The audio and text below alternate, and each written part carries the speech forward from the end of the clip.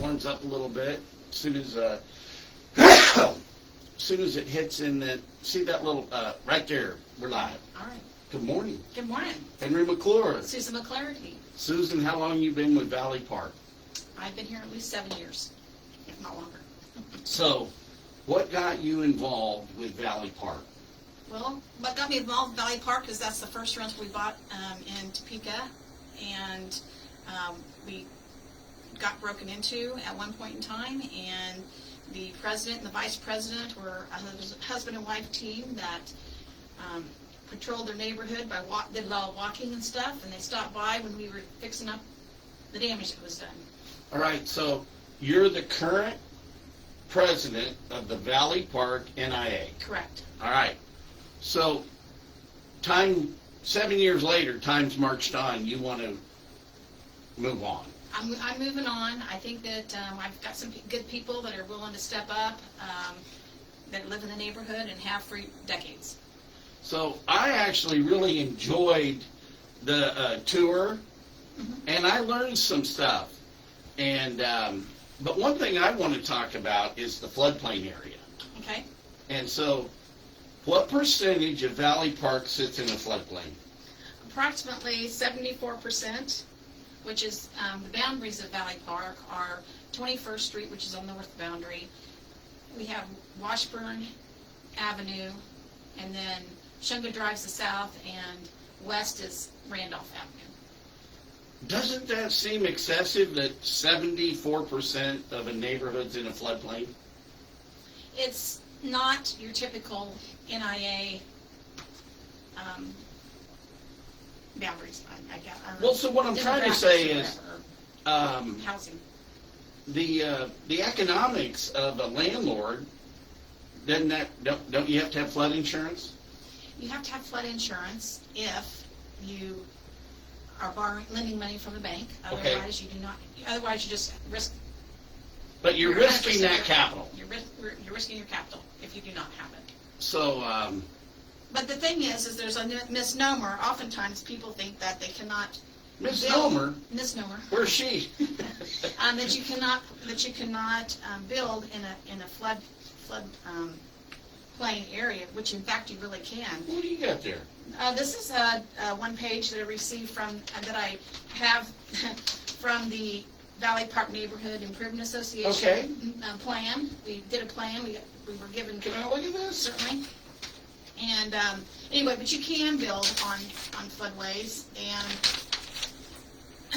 in fact, you can build in. It's what they call a floodway fringe is where you can build, and basically that says that every 25 years, approximately, a flood could happen. Actually, it could happen two years in a row. Yeah, the 500-year flood can happen every year, just one day. yeah, it can happen several times a year. Yeah. Actually, but anyway, but you can build in the floodway fringe, and by doing that, it just means that you need to have additional building standards that are used. I think it was at one time you need to have it 1 foot above the flood elevation, but now I believe they just recently changed it to 2 feet. But we don't get information out to people. So. What do you mean you don't give information? What I mean is it's not a constant. It's not education that most people find to be important.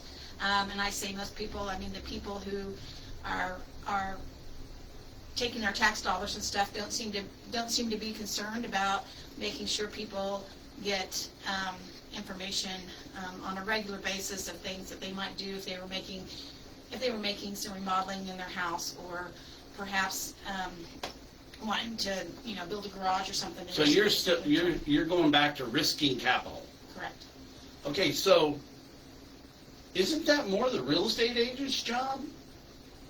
Since we can't rely on government for anything, we can definitely not rely on government for the truth. Well, oftentimes you'll find that you need flood insurance when you go to get a mortgage. So the banks are sure to tell you that you need to get flood insurance. Okay. But as far as the real estate, I don't know who's really responsible. I mean, to some degree, the homeowner is responsible, property owner is responsible for knowing what they need to do. But I would say that a lot of people don't continue to stay up on federal regulations and what's going on. Okay, so let's go backwards real quick. When did you become president? I've been president off and on for, I don't know, 7 or 8 years.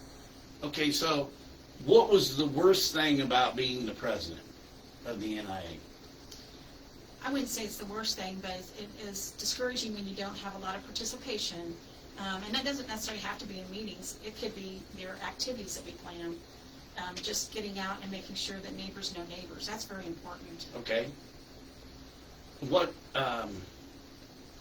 So let's look at this from 10,000 feet. What is your biggest concern as you move on about the neighborhood as it relates to the community? That's a good question. Hey, that's why I do this show, Henry McClure Live. Hey, did I tell you this is Henry McClure Live? I'm Henry McClure, and we're in the Glass Houses studios. Well, I guess I would like to see Valley Park continue to be a viable place to live. There's a lot of people that love the area. It's a park-like setting. It, can be very stress-free, except for when it starts raining a lot, and some people, get a little concerned about whether it's going to be whether the water's going to be knocking on their doorstep. Well, so as a developer, real estate guy, I look at things differently because I think, well, is this like a neighborhood we ought to keep investing in? Should we, for urban renewal to happen, where you just take large sections, and clean it out. And, let's look at developing Topeka like a chess game.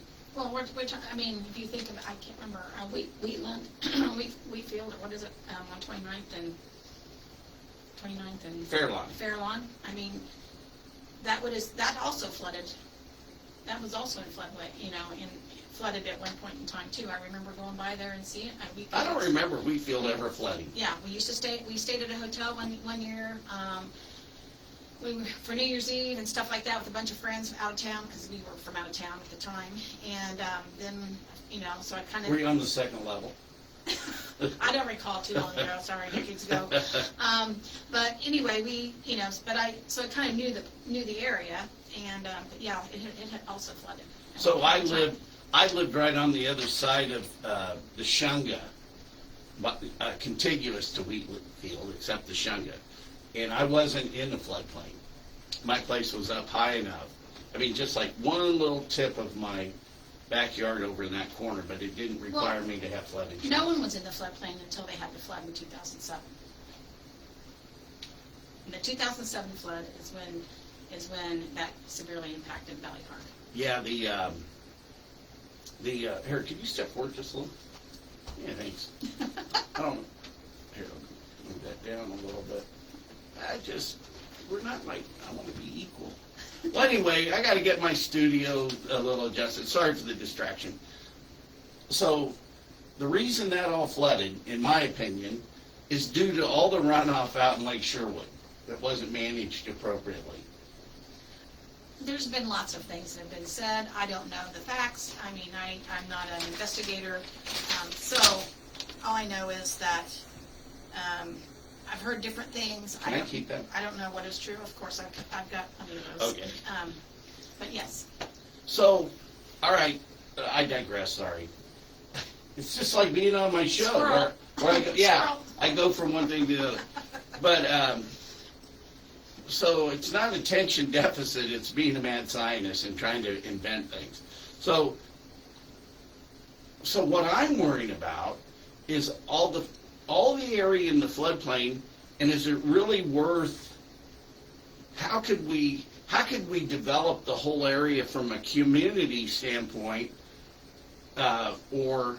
Well, there's levees, in our plan, it even talks about, there needs to be some modifications that are made to some. You mean on the park? Drainage districts, there's some modifications that can be made there, around the valley, the Wood Valley area. the Corps of Engineers has worked on stuff. It's pretty costly to do some stuff, but not everything is costly. They've talked about raising the levies as well, is another You mean option. along the Shunga? Correct, it's my understanding, yes. And then there's other things that you can do to help, that could help residents, and that is the city can meet certain criteria and stuff, and it can actually reduce the cost for flood insurance for residents, So, at least by 10%. It kind of depends on what the scale is where they're at on that particular. just down the street on 29th, you know where that big park is across from Brookwood? Mhm. And it has all these dips? Correct. Mhm. A friend of mine, Brett Blackburn, actually, who works for wildlife as an engineer, he's designed a whole thing where you could turn that into like a retention pond. Right. And I wonder, Blackie, I wonder if this is a way, if we did Blackie's plan where we turn that park into a retention pond, I wonder if that could alleviate some of your flood issues for the future. Well, like I said, there were several. If you look at the Valley Park neighborhood plan, you'll find that there's a little bit more information about the Corps of Engineers and what they've suggested that can be done. They had multiple options. So do you have these reports or access to them? Yeah, you also do. I do? You do. Well, where do I get them? You can go to the. Hey, look at this. I don't even need to make a Corps request. Somebody actually is helping me get information. Can you imagine that? You can go to the Topeka.org website, and under planning, if you do a search, you can find neighborhood plans, and you'll find quite a bit of information. You have a whole appendix in the Valley Park neighborhood plan that has information to get you started on your research if you're so inclined to do so. Okay, so let me ask you, what do you have statistics on what is landlord versus home ownership? Actually, we do. The plan actually breaks it down by block, and each block they have it color coded so that you can tell what's the what they call it the worst block, but basically what it means is, and if you look at the legends of the map, you'll know more what they stand for. But there's one block that I think we have less than 30% homeowners, but that's only one block. So what is it from 10,000 feet? What's the overall? I can't remember off the top of my head. Okay. It's been a while since we've had Well, and the reason I'm getting at it, because, for what makes you money is your net operating income. And with taxes being the way they are in Topeka and insurance, you've got to deduct taxes and insurance, and then you start having a shot at making a profit being. Well, what's also interesting is when I've talked to this county appraiser, apparently the properties still sell for the same as if they weren't in a floodplain, and so our properties are assessed as if we weren't in a floodplain, and so the taxes are the same, but yet, again, if you own mortgages, you're having to pay more in insurance, and not only that, now the city's talking about doing licensing of landlords. So how do you feel about that? Well, I think that people who pay rent are going to find some more additional increases in their, because landlords can only take or absorb so much of the extra costs and stuff, and they'll probably, most of them, maybe not, a lot of them will pass it on to their tenants. So why does the city think they need, is this just another way to tax somebody, or what's the check and balance here? Well, I do not know. I do not know why they're going about this. I know that there's other cities that I've been involved with that do have this. I haven't found that to be a benefit to me. It doesn't matter whether you're in an HOA, for example, and being a landlord, because what they do is they say they inspect the property, but they inspect the exterior of the property, which is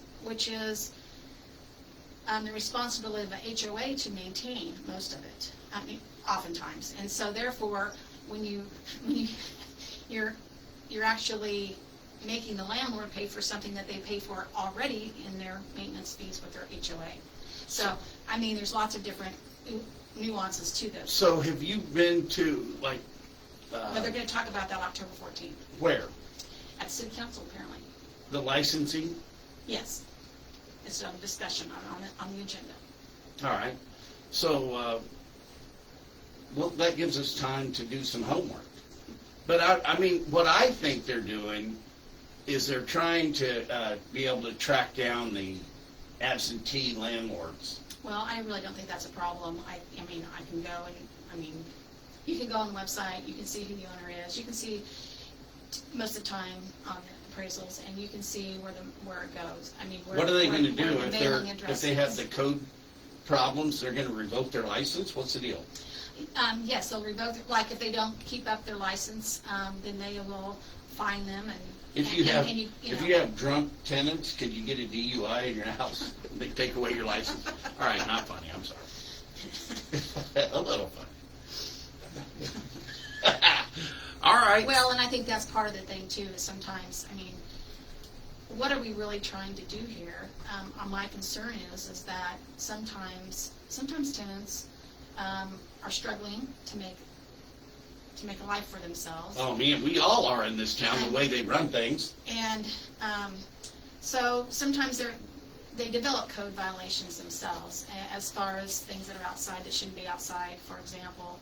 And yes, as a landlord, we could evict them if we want to, but really, we really want them to just change their behaviors, because I don't understand I don't think that there's a value in evicting somebody and then they go to the next place and you evict them and then somebody else evicts them the next 2 or 3 months or next year or something, and then you'll find that they don't have, a lot of people won't want to rent from them because they have these evictions.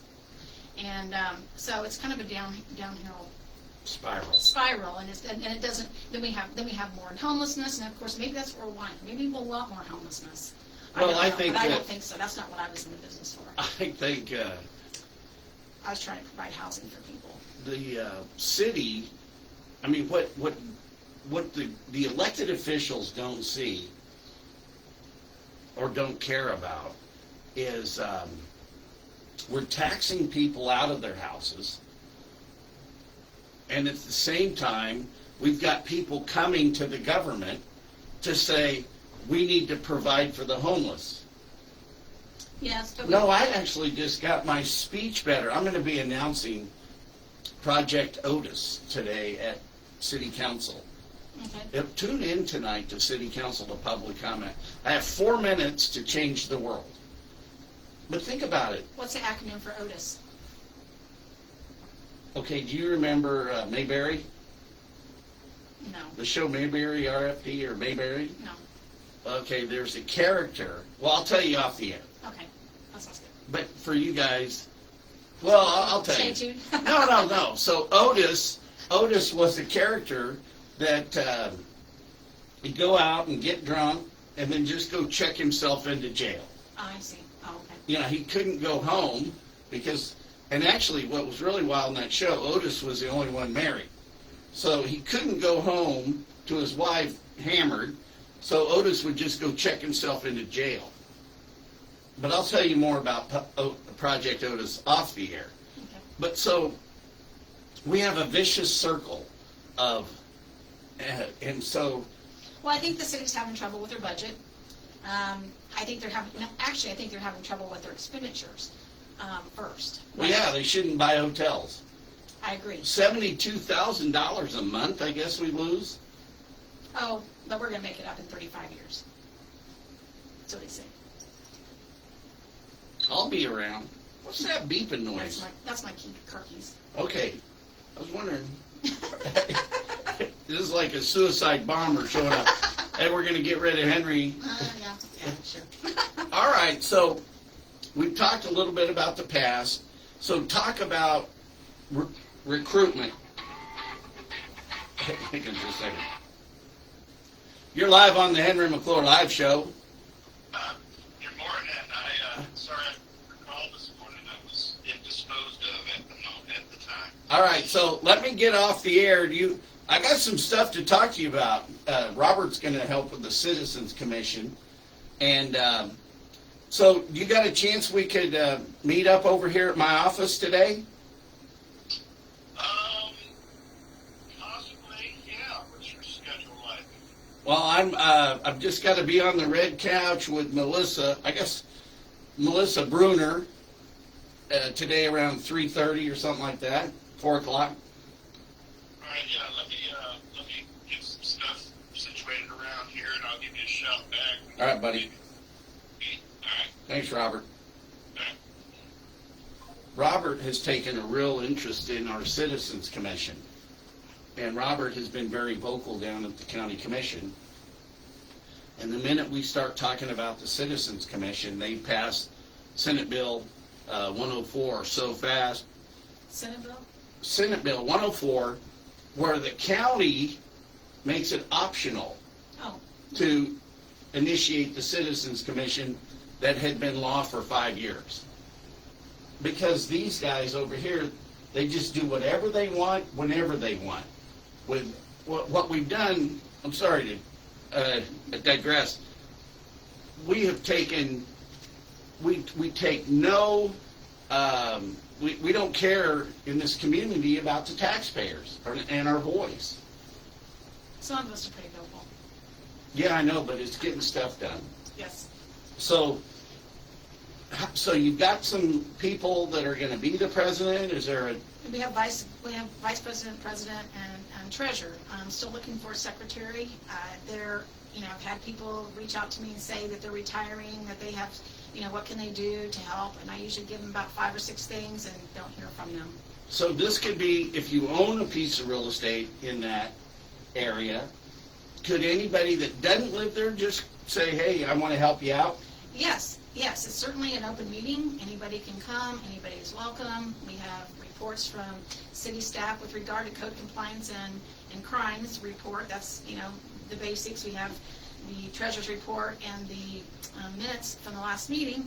But other than that, there's all different kinds. Sometimes there's programming, sometimes we have guests, and sometimes we have elected officials come talk to us. Oftentimes in Valley Park, we've been pretty fortunate the last several years to have a council person that comes at least every other month. If we have 2 of them, so sometimes they trade back and forth. So that's one of Sylvia's? Sylvia And who else? and Marcus Miller. Marcus Miller, my favorite councilman this time. He's the guy that you got to talk to very gingerly because of he's very sensitive. So, all right, what do you want to talk about on your way out the door? I know I wrangled you into this. Well, I appreciate you giving me the opportunity to talk. I was a little apprehensive. This is my first go, but No, we sometimes were live. Well, but sometimes I do believe that you need to get outside your comfort zone in order to grow, and so I still do that at my age to continue to. Well, were you grow. nervous because I'm so, sometimes just... No, I'm very passionate and stuff. Okay. Too, so that's not. Yeah, that's it's not- passion. It's not that. It's passion that comes out over all this stuff. It's just not something that you prepare. I mean, I don't have like a set of questions that I'm Yeah. prepared a statement for or anything like that. So it's We kind of wing on the it. whim. Yeah, exactly. All right, well, as mayor, what can I do to help Valley Park? Well, we used to have a city manager, Brent Trout, that would actually come to the Citizen Advisory Council meetings and actually sit and listen to what we talked about and supported us a lot. And after he left, we haven't even had them come, and they didn't have to have an open invitation because we were actually under Brent Trout. But they kind of did some reorganizations and stuff, and so. What do you mean? Like, The city. it was Brett, a Brent- city manager, Yeah. it was his responsibility to show up? Well, he did show up because he thought it was important. Half a winning showing up. What's that? Half a winning. Yeah. That's what Babe Ruth used to say. So he would listen to us and stuff like that, and oftentimes it wasn't. Sometimes have to listen to people voice their frustrations and stuff, but he would listen to them and then try to work with us. But since that time, we haven't seen much of. We've got a comment over here. Corruption at its finest. I don't understand what that was relating to because it's not you and me. We're not corrupting anybody. Well, Maybe they were talking about this. Oh, yeah, I don't know. I have no idea. Well, anyway, oh man, speaking of Mr. Corruption is fine. He drew a Nazi symbol and put it on my head. So that's the first sign of success, you know? You got to be called a Nazi to be successful in government. That's sad. I know. Well, anyway, I digress. So, as mayor, again, what can I do to Well, help Valley Park? Well, I think that making sure that your staff are aligned, that are I think working- I'm my staff. Well, but in the city, you have make sure that the city manager, because that's who reports to you. Make sure that they have staff that are working on things that are beneficial to the residents. I mean, I'm not saying that none of them do that. Because I know that there are some hardworking city staff employees that work very hard. So I'm not casting any shade on anybody here, but to just make sure that they're focused on, like maybe working on lowering flood insurance for people, for example, and getting information out about what they should be doing to make sure that they have plans and stuff like that. Now the NIAs can do that as well, but sometimes we just need to work together a little bit more. I think that if we start running our city where it's like right now, where did $125 million go over the last 25 years? And if we started looking at some things, okay, it's not us. We're not the corrupt people.